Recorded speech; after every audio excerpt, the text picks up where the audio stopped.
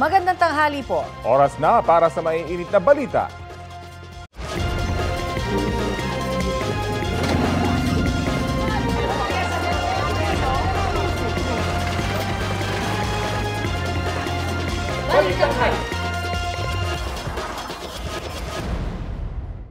Ramdam pa rin ang epekto ng maulang panahong naranasan sa ilang lugar sa bansa nito pong weekend. Kabilang na riyan ang bahagi ng Kawit, Cavite na nalubog po sa baha. Perwisyo ang dulot niyan sa mga motorista at commuter. May ilang hindi nakapasok sa trabaho Lunes na Lunes pa man din. Balitang hatid ni Bam Alegre. Dahil sa malakas na ulan sa Cavite kahapon, baha pa rin ang ilang kalsada sa Kawit. Mula pa General Trias, Cavite, si Ramon Alnas. Maaga siyang bumiyahe para hindi malate sa trabaho. Pero absent na lang siya dahil tumirik ang motorsiklo niya sa bahaging ito malapit sa Tirona Highway sa Kawit, Cavite. Ang malaking abala talaga, abala dahil sa pagpasok mo sa trabaho, tapos babalik ka pa, tapos gagastusan mo pa itong magpapagawa ng motor mo. May pasahero naman si Romel Rodriguez pero para sa safety nila pareho. Pinababahan na muna niya dahil tumirik na rin ang motorsiklo niya sa baha. Sakripisyo ko yung motor ko, pinababa ko na lang yung pasahero. At sobra taas kasi sa gitna. Absent na rin sa trabaho si Angelo Lamanilaw dahil pare-pareho sila ng kapalaran, tirik sa baha, tulak motorsiklo. Nangihinayang siya dahil sa dagdag hassle pa ng baha sa gastusin niya. Kung bakit daw kasi hindi dama ang mga flood control project. Papagawa mo pa to, di mo alam kung magkano mga gastos mo. Magkano ba yung sasahur natin ngayong araw? Baka mas lugi ka pa. Parang wala naman akong nakikitang update or progress dun sa flood control nila. Kasi ilang beses, kahit konting ulan, baha pa rin naman sa ibang lugar. At dito nga, kagabi, ulan lang. Maghapon, baha kagad. Dapat ngayon, hupa na yan. Wala namang ulan, baha pa rin. Ilan lang sila sa mga naperwisyo ng baha at masamang panahon sa Kawit, Cavite at sa kalapit na Imus. Dahil dito inanunsyo na rin ng kanilang mga lokal na pamahalaan na walang pasok sa pampubliko at pampribadong paaralan lahat ng antas. May mga paalala rin sa publiko na iwasang lumusong sa baha dahil sa hatid nitong peligro sa kalusugan. Bam Alegre, nagbabalita para sa GMA Integrated News. Dalawang bagyo muli ang binabantayan sa loob at labas ng Philippine Area of Responsibility. Una, ang Tropical Depression Juaning na tuluyang nabuo kanina pong madaling araw. Namataan niya ng Pag-asa 545 kilometers east-northeast ng Itbayat, Batanes. Taglay nito ang lakas ng hangin na aabot sa 55 kilometers per hour. Walang nakataas na wind signal sa alinmang bahagi ng bansa dahil sa bagyong Juaning. Wala po itong inaasahang direktang epekto sa lagay ng ating panahon. Sa kabila niyan, magiging maalon ang mga dagat sakop po ng Batanes at ilang baybayin ng Babuyan Islands, Ilocos Provinces, Pangasinan, Zambales, Bataan, Occidental Mindoro, Lubang Island at Palawan. Pinag-iingat ang maliliit na sasakyang pandagat sa pagpalaot. Magpapaulan naman sa Ilocos Region, Zambales at Bataan ang trough o buntot ng isa ring tropical depression na nasa kanluran ng Northern Luzon. Ang nasabing bagyo, inaasahang magla-landfall na sa southern China. Hindi nahahatak ng dalawang tropical depression ang hanging habagat, pero apektado pa rin po ng habagat ang Palawan. Makakaasa naman sa maayos na panahon ang nalalamig bahagi ng bansa kasama na ang Metro Manila. Gayunman, posible pa rin po ang mga local thunderstorm. Nakataas ngayon ang thunderstorm watch dito sa NCR, Bulacan, Rizal, Laguna at Cavite. Tatagal ang nasabing babala hanggang mamayang alas 10 ng gabi ayon sa Pag-asa. Inulan at binahari na ilang lugar sa Mindanao. Sa Barangay Sasa sa Davao City, pahirapan ang biyahe ng mga motorista at commuter sa taas ng baha. Apektado rin ang daloy ng trapiko. Sa bayan ng Malidegaw sa Special Geographical Area, Bangsamoro Autonomous Region in Muslim Mindanao, binaharin ang ilang barangay. Kabilang dyan ang barangay ng Fort Pikit. Inulan din ang ilang lugar sa Holosulu. Nagdulot ito ng gutter deep na baha sa ilang kalsada at nagpahirap sa pagbiyahe ng mga tricycle at ilang residente. Ayon sa Pag-asa, ang pagulan sa ilang lugar sa Mindanao ay dulot ng thunderstorm. Pinaimbestigahan ng Commission on Audit ang mga flood control projects sa Bulacan. Nais ng COA na isailalim sa fraud audit ang mga proyektong kontrabaha ng DPWH sa lalawigan na aabot po sa 44 billion pesos. Halos kalahati yan ng 98 billion pesos na pondo sa flood control projects ng buong Central Luzon sa ilalim ng Marcos Jr. administration. Pinagsusumiti ang mga supervising auditor at audit team leader ng district engineering offices sa rehiyon ng dokumentong kailangan sa fraud audit. Iniutos ng COA ang audit kasunod ng direktiba ni Pangulong Bongbong Marcos na imbestigahan ang mga posibleng korupsyon sa flood control projects ng gobyerno.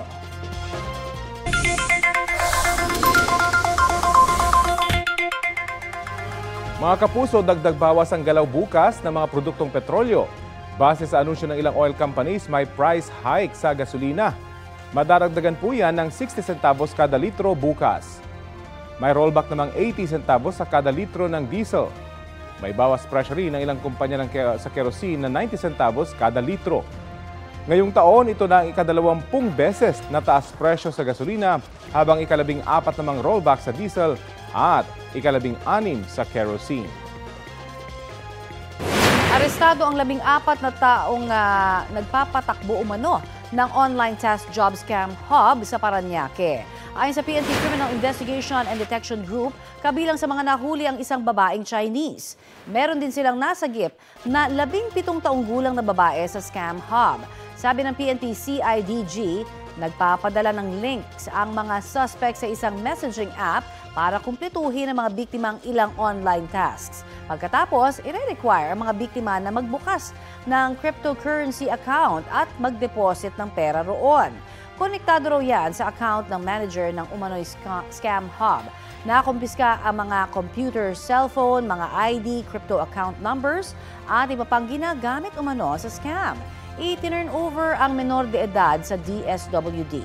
Mahaharap naman sa mga reklamong paglabag sa Anti-Cybercrime Law, Anti-Human Trafficking at Anti-Financial Account Scamming Act ang mga naaresto. Wala pa silang pahayag. Ito ang GMA Regional TV News. Mainit na balita mula sa Luzon, hatid ng GMA Regional TV. Arestado sa entrapment operation ng isang lalaki sa Binyan, Laguna. Chris, anong asunto ng lalaki? Tony, bukod daw kasi sa pagiging fixer ng lalaki, scammer din daw siya.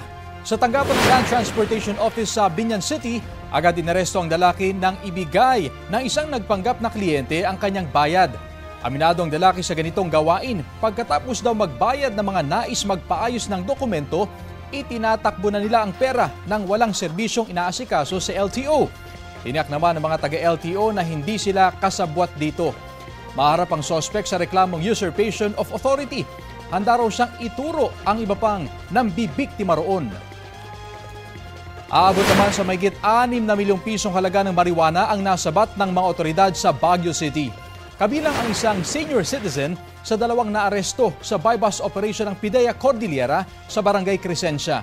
Nakumpiska sa kanila ang 2 sako na naglalaman ng 20 pakete na may bigat na tig 1 kilo. Hinihinalang sa Kibungan Benguet ang source ng iligal na droga kung saan nanggaling umano ang mga sospek. Wala silang pahayag tungkol sa haharaping reklamong paglabag sa Comprehensive Dangerous Drugs Act.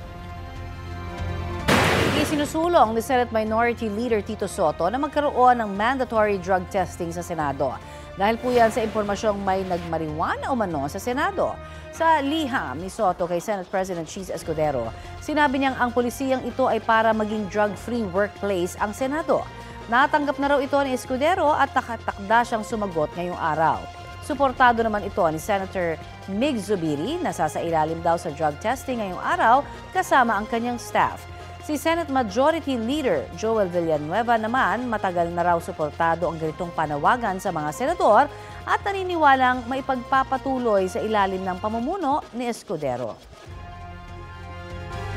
Tumalima na ang mga e-wallet sa utos ng Bangko Sentral ng Pilipinas na mag-unlink sa mga online gambling app. Pero ayon sa isang senador, may mga online gambling firms na lumilipat sa mga messaging apps at online shops. Balita hatid ni Darlene Kai. Dati po, pag open mo, makikita mo sa... Ngayon po, pag click ko talaga, wala na siya. Pagbukas ni Jonico ng kanyang e-wallet, hindi na ito nakalink sa online sugal na bilang rider ay naging libangan daw niya kapag nakatambay at wala pang booking. Sa utos kasi ng BSP o Bangko Sentral ng Pilipinas, wala na ang link at icon ng gambling app at website sa mga e-wallet. Sa GCash, makikita agad ang advisory na nagsasabing tatalima sila sa utos ng BSP. August 16, sinuspinde na nila ang access sa gaming. Sumunod na rin ang maya sa utos ng BSP, dinisable o tinanggal na nila ang link ng gambling site sa games feature ng app. Unang inanunsyo ni BSP Deputy Governor Mamerto Taconan ang pag-unlink ng online gambling platform sa hearing ng Senate Committee on Games and Amusement kasunod ng mga panawagang iban ang online gambling. Epektibo raw ito hanggang maisapinal nila ang mga pulisya tungkol sa online gambling payment services. Malaking tulong daw ito para sa mga nag-online gambling. Para sa akin po, hindi na po siguro. Para maiwasan na rin. Hindi lang ako, basta sa mga nakakarami din. For me, malaking bagay ma'am. Kasi kagaya sa akin, isang rider, pag may mga pasahero nagbabayad through GCash, kahit mga pangkain mo lang, isugal pa. Ayon kay Committee Chairperson Erwin Tulfo, ang pagdelink ng e-wallet firm sa online gambling sites ay senyales na handang makipagtulungan ng business sector sa gobyerno para tugunan ang problema ng online gambling addiction. Pero dapat din anyang silipin ng ibang online platforms dahil lumipat daw ang online gambling firm sa mga messaging app at online shopping platform. Ayon sa isang psychiatrist, mahalaga ang tulong ng mga mahal sa buhay at buong komunidad para matulungan ang mga may gambling disorder. Nagsisimula ito with self-awareness na they need help and help is always available. At meron always therapy, be it cognitive behavioral therapy, psychotherapy, group therapy, and meron also medications kung kinakailangan. Darlene Kai, nagbabalita para sa GMA Integrated News.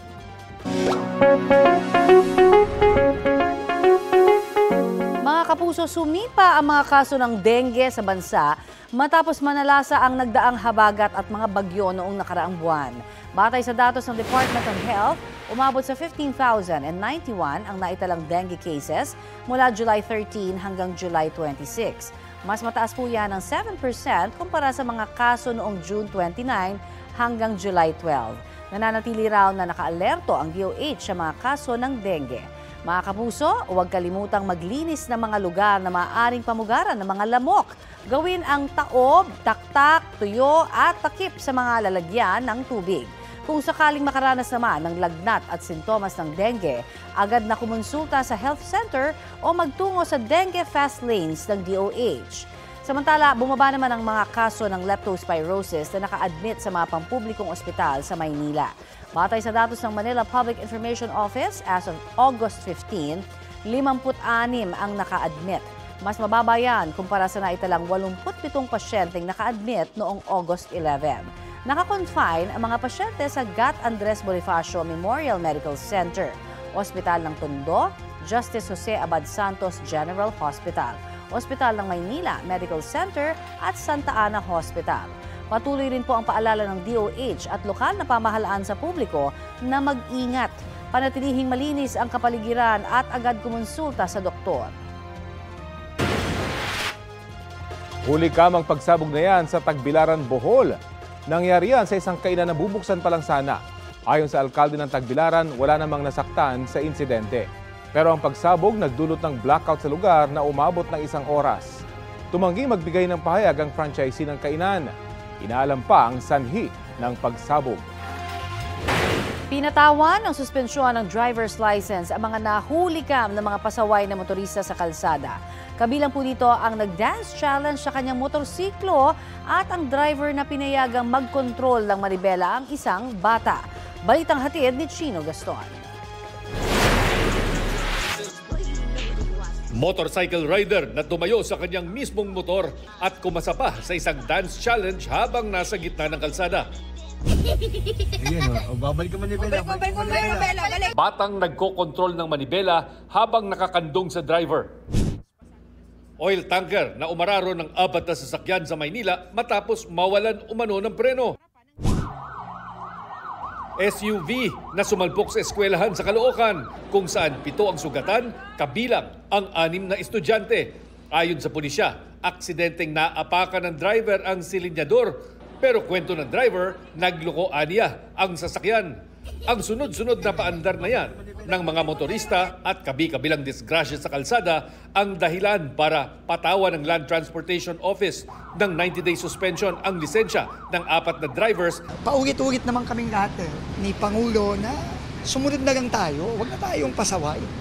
Pinadalhan din ng mga driver ng show cause order ng LTO para pagpaliwanagin.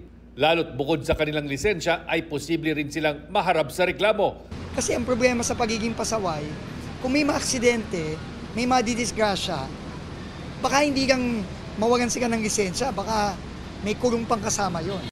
Ang motorcycle rider na ito, posibleng maharap sa reklamong reckless driving at improper person to operate a motor vehicle. Gayon din sa driver ng SUV sa disgrasya sa Caloocan. Paglabag naman sa Section 4 ng Republic Act 11229 o Child Safety in Motor Vehicles Act, ang maaring harapin ng driver ng sasakyang ito lalo't labag sa batas na paghawakin ng manibela ang isang bata. Mahaharap naman sa mga reklamong reckless imprudence resulting in physical injuries and damage to property ang driver ng oil tanker. Chino Gaston nagbabalita para sa GMA Integrated News. Plano raw ng chairman ng House Appropriations Committee na huwag nang paglaanan ng pondo sa 2026 ang flood control project sa mga lugar na hindi naman madalas bahain. Magkakaroon din ng kanya-kanyang investigasyon ng Senado at Kamara kaugnay sa mga kontrobersya sa flood control projects. Balita natin ni Jonathan Andal. Mismong Quezon City LGU ang pumuna kung bakit tinayuan ng pumping station ang ibabaw mismo ng creek sa Barangay Santo Domingo, Quezon City. Nireject na kasi ito ng LGU dahil hindi nila naaayon sa drainage master plan ng syudad. Ito ang kanilang sinisi sa pagbaha ngayon sa hindi naman daw dating bahain na Barangay Santo Domingo pati mga katabing barangay. At ang stasyon hindi pa pala tapos itayo. Kahit una ng ginastosan ng 96 million pesos, sabi ng LGU naghihintay pa ng dagdag na 250 million pesos mula sa national budget sa 2026. Ngayon, tiniyak ng pinuno ng House Appropriations Committee na sa bubuing 2026 budget, hindi nalalagyan ng pondo pang flood control ang mga lugar na hindi naman talaga bahain kahit pa raw itulak ito sa Kamara ng mga kapwa kongresista. Kailangan ko pong makausap yung aking mga kasama sa Kongreso kasi kung meron man pong mga areas na kanilang i-advocate na lagyan po ng flood control projects pero hindi po talaga kinakailangan. Unfortunately po, meron din tayong mga kailangan na tanggihan ng mga request. Kakausapin daw ni Congresswoman Micaela Swansing ang mga regional office ng DPWH para matukoy kung ano-ano bang mga lugar sa bansa ang kailangan talaga ng flood control projects. Mungkahi ni dating Senate President Franklin Drilon, buwagin na ang posisyon ng mga district engineer ng DPWH. Ugataan niya ito ng korupsyon na kasabot ang mga politiko. Ang district engineer, para po sa distrito ng congressman yan. Hindi po ba? Ang nag-duplicate po sila sa trabaho ng regional director. Ang usual excuse that pera ito ni Congressman so-and-so, pera ni Senator so-and-so. Kaya ang ibig sabihin, hindi ka pwede makialam regional director. Pabor dyan si Baguio City Mayor Benjamin Magalong na nagsiwalat noon na may ilang kongresistang nangikback o nagbulsa ng pondo sa mga flood control project. Karamihan daw kasi sa mga district engineer, bagman lang aniya ng mga politiko at minsan sila rin daw mismo ang kontraktor. Sinusubukan pa namin kunan ng reaksyon dyan ng DPWH pero wala pa silang tugon sa ngayon.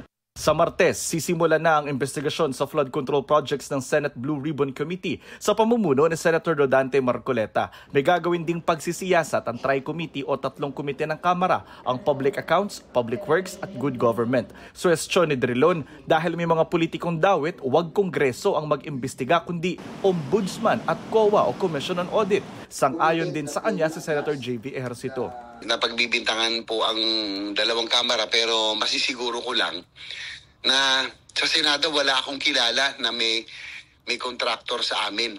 Jonathan Andal, nagbabalita para sa GMA Integrated News. Nakakaduda raw sa sinseridad ng pamahalaan ang pagtanggi sa alok ni Baguio City Mayor Benjamin Magalong na imbestigahan ang flood control projects ayon sa Partido Demokratiko Pilipino. Ayon sa tagapagsalita ng PDP na si Attorney Ferdinand Topacio, may tiwala ang tao kay Magalong at mayroon siyang integridad. Dapat daw bigyan siya ng kapangyarihan para imbestigahan ang isyung ito. Hindi raw po pwede itong gawin ng Kamara dahil maliit lamang ang tiwala sa kanila ng publiko dahil isinasangkot nga sila sa korupsyon sa mga proyekto. Ayon pa kay Topacio, itigil na ang anyay optics at palabas para malaman ang katotohanan. Nauna nang sinabi ng Malacanang na may binuo ng mekanismo si Pangulong Marcos para imbestigahan ito kaya nila tinanggihan ang alok ni Magalong. Handa naman daw silang tanggapin ang maitutulong ng alkalde. Nauna na rin sinabi ng House Committee on Public Accounts na isa sa 3 komite na mag-iimbestiga rito, pasasagutin nila sa pagdinig ang kongresistang papangalanang sangkot sa issue. Pinunan ni Oriental Mindoro Governor Homerlito Dolor ang kalidad ng mga gumuhong dike sa bayan ng Nauhan na mag-inspeksyon siya roon. Pinutol. At yes. Kaya naman, malinaw yan. Kung yan ay galing planta, dapat yan, ang ibabaw, very, very fine ang pagkalap. Tingnan mo ang kalokohan niya. Ang tamang pagre-repair, bubunutin. Saka ulit babalik. Ano ang ginawa? Tinula. Tama ba yun? Sa inspeksyon ni Dolor sa dike sa Barangay Mulawin, tinangka pa siyang harangin ng security guard ng construction company na namamahala sa proyekto. Kailangan daw muna ng written request mula sa DPWH. Pumasok pa rin ang gobernador at nadiskubre ang mga bitak-bitak sa semento ng dike. Sa Barangay Tagumpay, manipis din daw ang semento, sabi ni Dolor. Iisang baka lang daw ang pampatibay sa dike na nakita niya sa inspeksyon. Paglilinaw ng gobernador, walang kinalaman ng provincial government sa flood control. Projects ng national government ang namamahala rito. Wala pang tugon ng DPWH at mga kontraktor ng mga nasabing proyekto. At kaugnay ng mga anomalya umano sa flood control projects na inaasahang iimbestigahan ng Kongreso, kausapin natin si DPWH Secretary Manuel Bonoan. Magandang tanghali at welcome po sa Balitang Hali. Hello, magandang umaga po sa ating lahat. Apo, dadalo po ba kayo sa pagdinig bukas ng Senate Blue Ribbon Committee kaugnay sa flood control projects at paano niyo po ito pinaghahandaan? Yes po. Dadalo po kami. As invite, may official invitation po na binigay ng Committee on Blue Ribbon Committee pala sa Senate po. In relation to all of these investigations, nag-inspection na po ba ang DPWH sa lahat ng proyekto, flood control projects na inyo pong pinamamahalaan? Yes po, yes po. Kumusta po yung inyong ginawang inspection? Since nung last week lang po nagsimula and we are consolidating all yung reports nila ngayon, kasalukuyan nga namin pinag-uusapan and we'll try. Kasi ito yung ang kwan lang po nito, ang initial na nakuha namin dito is to ascertain yung kwan po yung ang tawag na namin dito present to absent yung project for the time being, but kung at saka kung ano po yung napupunan nila, then that is the time when we will send actually yung actual audit team namin dito para mag-gather na kami ng documentation and evidence that may warrant for the prosecution at saka sanction kung sino involved po dito sa mga kwan nito. Yan po, yung gano'n ang process. Tama po, no? Ito po yung listahan na hinihingi ni Pangulong Bongbong Marcos? Yes po, yes. Kailan niyo po ito kaya maisusumite? Ay, internal kwan po namin ito, internal process po namin ito kasi ang inasaan po namin dito is actually yung feedback galing from yung sa sumbungan ng bayan ng ating Pangulo po. Well, isa pang kaso, ito po, dismayado yung Oriental Mindoro LGU ng inspeksyon ninyo isang dike sa kanilang probinsya at natuklasang marupok o substandard daw yung pagkakagawa. Isa po ba ito sa inyong mga na-inspeksyon na?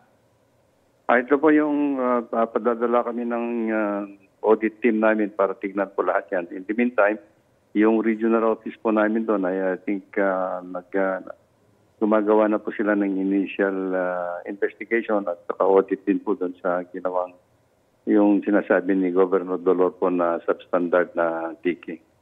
Bukod po sa Oriental Mindoro, sa Bulacan din, lahat po pinangalan ng flood control projects ay gagawa na po ng fraud audit po ng COA. Yes po, yes. That would be very welcome po. Ano po magiging kaparusahan kung sakasakali, lalo na kapag ka-involved dito yung mga tauhan mismo ng DPWH?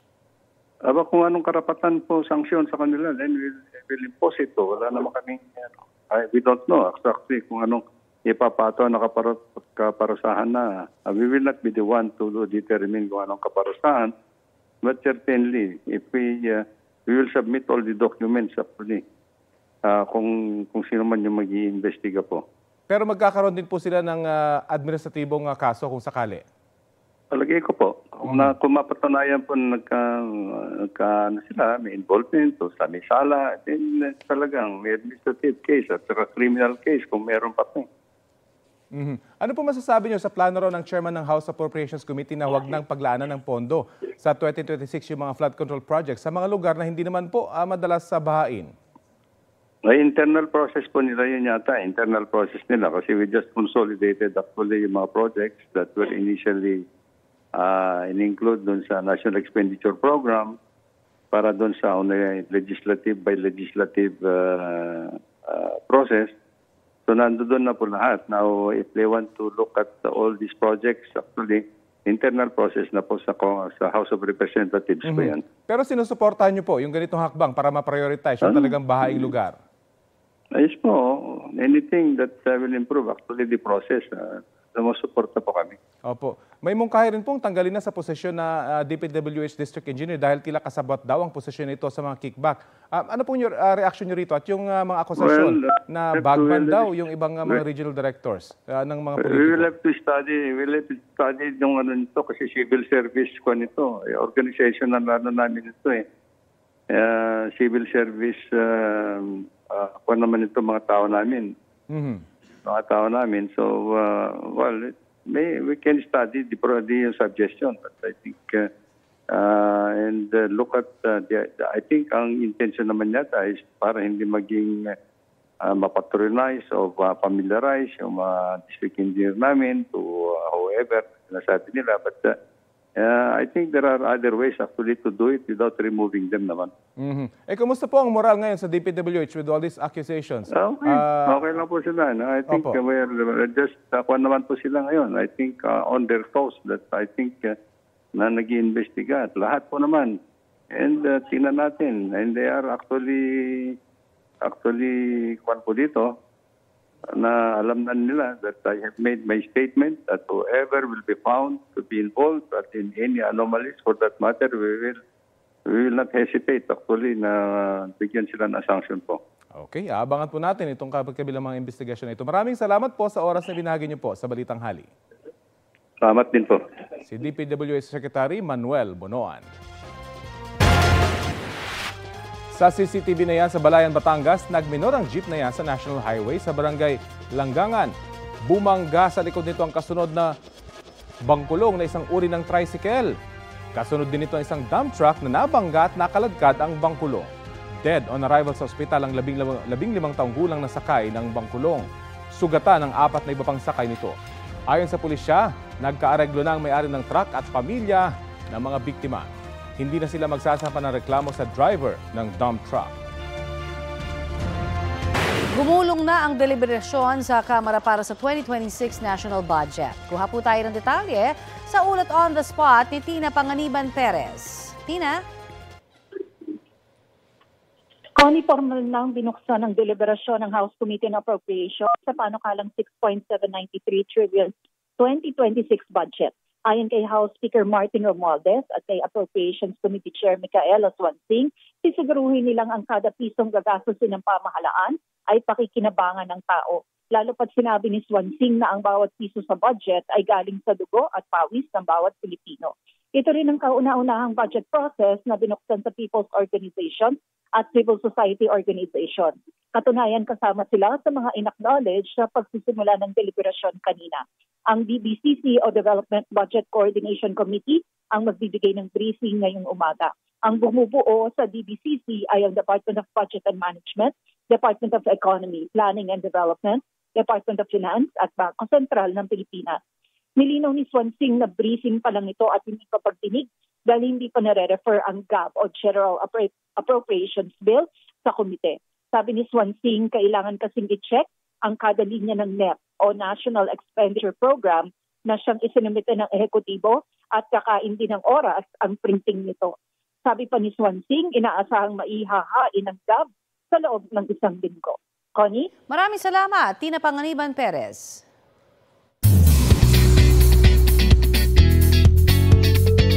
Happy Monday mga mare at pare! Marami ang natuwa sa mala mother and daughter closeness ni hating kapatid star Carmina Villaruel at ni ex-PBB housemate Ashley Ortega. Instant sweetness overload ang peg ng dalawang actress off-screen. Benta sa netizens ang ilang moments ni na Carmina at Ashley sa golden birthday ni Carmina nitong weekend. Si Ashley ang girlfriend ni Mavi na anak ni Carmina. Napadyam pa nga ng Crazy For You si Ashley habang proud siyang binivideohan ni Mavi. Todo cheer naman sa kanya ang kambal ni Mavi na si Cassie. Noong Mother's Day nang makasama ni na Ashley at Mavi, sina Carmina at Zorin Legaspi sa isang double date celebration. Dati na rin nagkasama sa hit GMA Prime series na Widow's Web sina Ashley at Carmina. Ito ang GMA Regional TV News. Balita sa Visayas at Mindanao, hatid ng GMA Regional TV. Arestado ang nagsisilbing accountant ng isang kumpanya sa Bacolod City. Cecil, para sa anong krimen niya? Rafi, embezzlement umano o pagnanakaw ng pera ng kumpanya ang ginawa ng suspect. Ayon sa pulisya, abot sa 900,000 pesos ang ninakaw ng babaeng accountant sa loob ng 2 taon. Nabisto lang daw ito nang magsagawa ng company audit. Napag-alaman na kumukuha siya ng bahagi ng kitang nire-remit ng mga sales staff ng kumpanya. Aminado ang suspect sa pagnanakaw at sinabing ginamit niya ang pera sa e-sabong at online gambling. Nahaharap siya sa 40 counts ng reklamong qualified theft. Arestado ang isang lalaki matapos looban ang bahay ng isang negosyante sa Barangay Fatima sa General Santos City. Mahigit 400,000 pisong halaga ng relo at gintong alahas ang narecover ng pulisya sa bag ng 25 anyos na suspect. Ayon sa pulisya, ilang beses nang nilooban ng lalaki ang bahay ng biktima at nakunan pa siya ng CCTV. Noong August 12, inakyat niya ang pader ng bahay. Nakunan din siyang naglalakad sa loob ng parehong bahay noong July 8. Dagdag pa ng mga otoridad, aabot umano sa milyon-milyong pisong halaga ang ninakaw ng suspect. Aminado ang suspect sa krimen pero hindi raw totoo na aabot sa 3 milyong piso ang kanyang ninakaw. Paliwanag niya, nagawa lang niyang magnakaw para sa kanyang nakababatang kapatid na may sakit. Humingi siya ng tawad sa kanyang nagawa. Hindi nagpaunlak ng panayam ang may-ari ng bahay na desidido raw na sampahan ng reklamo ang suspect.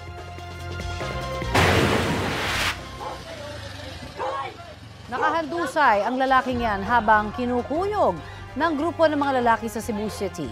Habang sinasapak siya, may isa pang tumalon at tila naglanding sa mukha ng biktima. Abot sa 12 ang nambugbog sa kanya na karamihan daw ay minor de edad. Pag-amin ng biktima, miyembro siya ng isang gang at mga miyembro raw ng kaaway na gang ang mga nambugbog. Nagkaharap na ang mga sangkot sa insidente kasama ang mga otoridad. Doon napag-alaman na nagsimula ang gulo ng habuli ng biktima ang kabilang grupo. Inakala raw na may dalang sandata ang biktima kaya siya kinuyog. Sa huli, walang plano magsampa ng reklamo ng biktima. Ito na ang mabibilis na balita. Arestado sa Caloocan ang 2 suspect sa pagpatay umano sa 2 babaeng natagpuang patay sa tabing kalsada sa Palawig, Zambales. Ayon sa pulisya, natunto ng 2 sa isang hotel sa Barangay Bagong Barrio. Na-recover sa mga suspect ang isang baril at 2 sasakyan na ginamit nila sa pagtakas. Ayon sa mga pulis, posibleng may kinalaman umano sa iligal na droga ang motibo sa pagpatay sa mga biktima. Tinutugis pa ang 2 kasamahan ng mga naaresto. Nakatakdang i-turnover ang mga suspect sa Zambales Police para sa pagsasampa ng reklamo. Wala silang pahayag. Sinuspindi ng 70 araw ng Land Transportation Office ang lisensya ng viral pickup driver na nag-counterflow sa Malolos, Bulacan. Inimbitahan din ng LTO ang driver na personal na nagsumiti ng komento o paliwanag sa kanilang tanggapan sa August 22. Posible siyang maharap sa reklamong driving against traffic, obstruction of traffic at improper person to operate a motor vehicle. Wala pang pahayag ang pickup driver. Sumakses ang pagpapalabas ng Ganito Tayo Kapuso short films kahapon sa Quezon City. Sa mga hindi po nakapunta, mapapanood din yan sa Kapuso channels at digital platforms. Balitang hatid ni Athena Imperial. Pinilahan sa isang mall sa Quezon City ang Ganito Tayo Kapuso, film showing ng GMA na handog ng network sa mga manonood. Filipino core values ang tema ng 7 short films na tampok sa screenings in celebration of the network's 75th anniversary. I'm really glad na merong ganitong advocacy ang GMA kasi sa panahon ng misinformation, in fact, sa dami ng information, kuminsan hindi mo na alam kung ano yung mahalaga. At the end of the day, ang babalikan mo yung tinatawag na core values. Sana wag lang tayong matuwa. We take to heart kung ano man yung mga messages at lessons at values na pinararating ng bawat 7 pelikula. Tampok sa Tres Maria sina Mikey Quintos, Annalyn Baro at Thea Tolentino. Susubukin ang kanilang pananampalataya at pagiging makajos sa film na ito. Wala sa pagkahumaling sa gadgets, matutuklasan ng mga batang ginampanan ni na Yuan Mikael at Shena Stevens sa storyang Gigi ang totoong saya sa pamamagitan ng paglalaro at pakikipagkaibigan. Tungkol naman sa pag-abot ng pangarap ang kwento ng Rakitera. Isa sa buhay ni na Althea Ablan at Patricia Tumulak kung paano maging maabilidad. Sa pelikulang Opo ni na Vanessa Del Moral, David Sean at Erica Laude, matututunan ang pagiging makabayan. Isang ina ang nagpamana rito ng mga kultura at panlasang Pinoy sa kanyang mga anak. Pagmamalasakit naman ang tema ng The Job Interbrew. Si Allen Ansay gumanap bilang applicant na naantala ang job interview dahil sa pagtulong sa kapwa.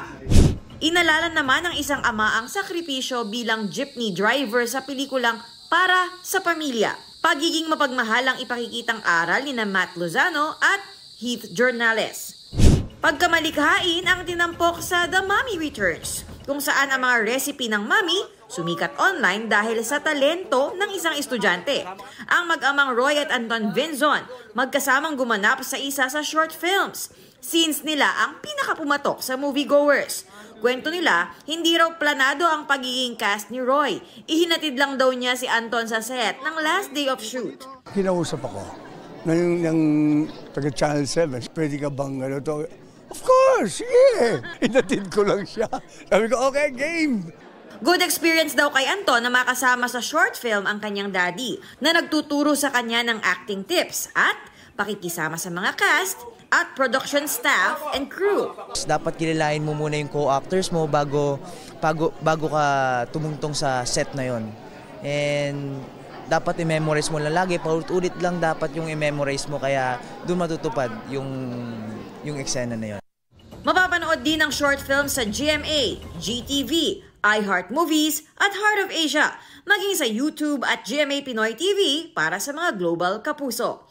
Athena Imperial, nagbabalita para sa GMA Integrated News. Umabot sa 25 pribado at pampublikong sasakyan ng pinara at tinikita ng Special Action and Intelligence Committee for Transportation o SAIC ngayong araw dahil sa paglabag sa batas trapiko. Kabilang rito ang ilang bumibiyahe kahit pudpud ang gulong at ilang rider na walang helmet. Ang mainit na balita hatid ni James Agustin.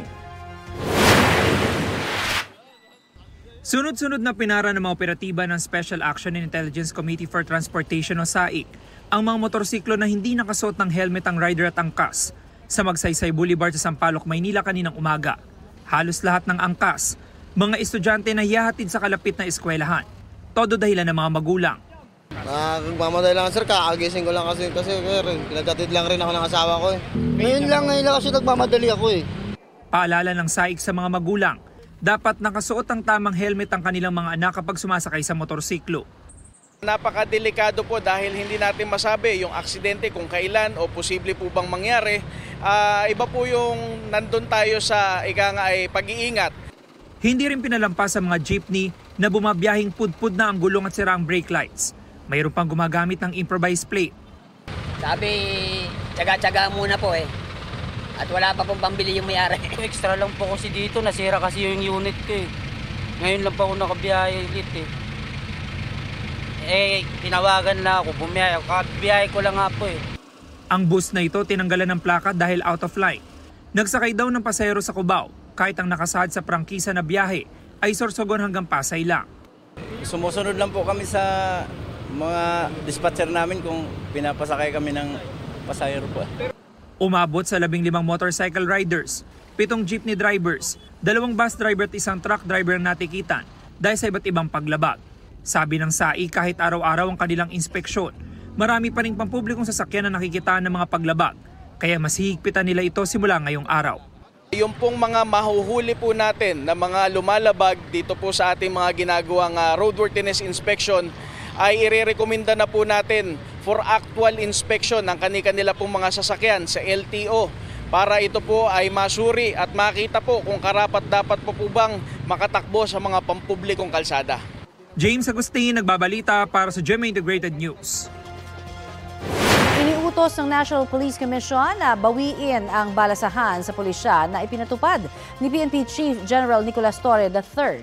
Sa pamamagitan ng resolusyon, may direktiba ang NAPOLCOM na ibalik bilang Deputy Chief for Administration si Lieutenant General Jose Melencio Nartates. Ipinababalik naman kay Lieutenant General Bernard Banac ang posisyon ng Commander ng Area Police Command Western Mindanao. Matatandaang nagpalit ng posisyon sina Nartates at Banac sa utos ni Torre. Dagdag pa sa direktiba ng NAPOLCOM, ipatupad na ng PNP ang bagong assignments ng 11 pang pulis. Nakasaad sa resolusyon na hindi tumaan sa NAPOLCOM ang unbank ang rigudon na ipinatupad ni Torre. Sa kabila nito, nagpahayag ng pagsuporta ang ilang police regional office kay Torre. Ayon kay Torre, naresolba na ang anyay conflict sa pagitan ng PNP at NAPOLCOM sa pamamagitan ng dialogo. Hindi raw siya magbibigay ng detalye dahil internal matter daw ito. Dumalo ngayong umaga sa flag ceremony ng National Bureau of Investigation ang nagbitiw na NBI Director na si retired Judge Jaime Santiago. 3 araw yan matapos siya magpasa ng irrevocable resignation o hindi na mababawing pagbibitiw sa pwesto. Sabi ni Santiago, walang tigil anya ang paninira sa kanyang reputasyon ng mga interesado umano sa kanyang posisyon. Para daw hindi masira ang kanyang pangalan, pinili na lang daw ni Santiago na mag-resign. June 2024 nang italaga si Santiago bilang NBI Director. Mananatili raw siya sa pwesto hanggat wala pa siyang kapalit. Hanggat walang words, walang napipili, walang I will still perform my duty. Yun ay bilang respeto. Lilinawin ko to. Hindi ako umalis dahil sa ayaw ko na sa administration. Wala silang inutos na illegal. Ito ang GMA Regional TV News. Patay ang isang rider matapos mabangga ng minivan ang minamaneho niyang motorsiklo sa Pulumulok, South Cotabato. Nadatnan pa ang lumiliyab ang motorsiklo na inapula ng mga bumbero. Ayon sa pulisya, nabangga ang motor ng kasalubong na minivan nang ito'y lumiko sa highway sa barangay Magsaysay. Dead on arrival sa ospital ang rider na nagtamo ng matinding tama sa ulo. Sugatan naman ang angkas niyang hindi pa tukoy ang pagkakakilanlan. Ipinamedical din ang driver ng van na sumuko sa mga otoridad. Sinusubukan pang kunin ang kanyang panig. Arestado ang 2 lalaki sa bypass operation sa barangay Bagasbas sa Daet, Camarines Norte.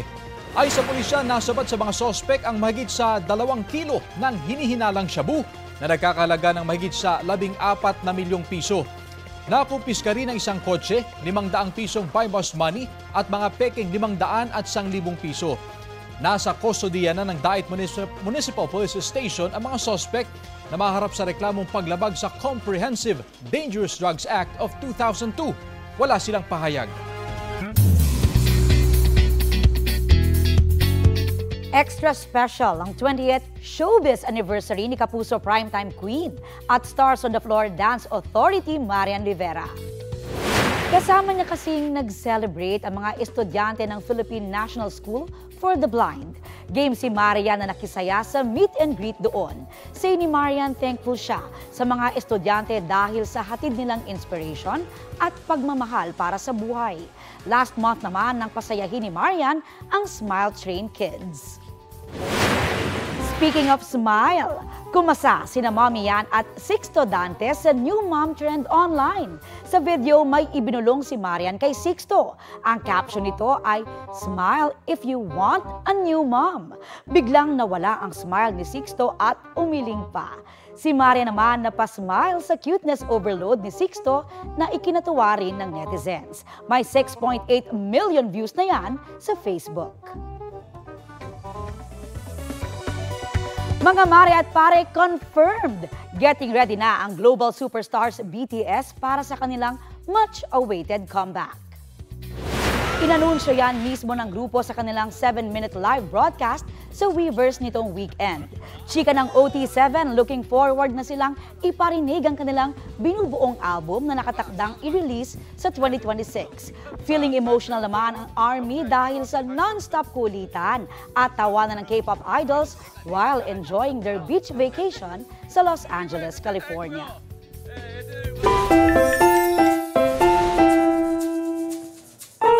Eto naman, kapag nagbabayad po ng pamasahe, syempre dapat ibinibigay kaagad ang sukli. Pero ang bida nating graduating student na taga Manila, may one last lesson bago magmarcha. Natuto raw siyang alisin ang hiya para maibalik ang sukli nilang magkakaklase.